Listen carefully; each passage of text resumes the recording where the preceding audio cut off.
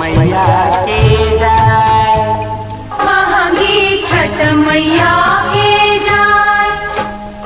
ओहरे जे बड़ी छठी मैया बहंगी उनका के जाए, महंगी उनका के जाए।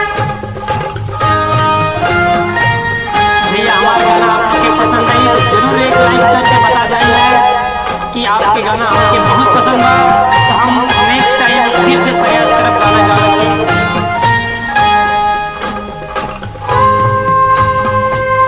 आप लोग के पसंद आए तो जरूर कमेंट में बता जाइए कि आप अच्छे गा रहे हैं या बुरा गा रहे हैं, हमें पता तो चले कि हम कैसे गाते हैं।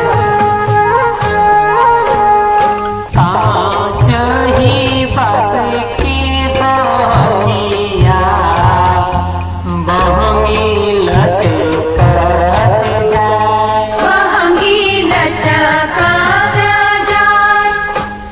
हुई ना देवर जी कहैया बहंगी घाटे पहुँचाए, महंगी घाटे पहुँचाए।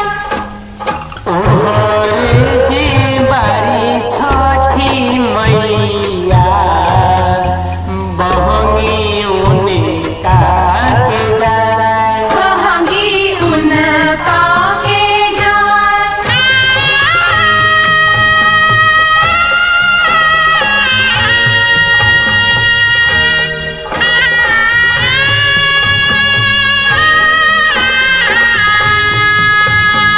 भैया आज से माता छठी जी आवे वाली बारी आप सबके हाथ जोड़ के विनती बा कि अपन सोशल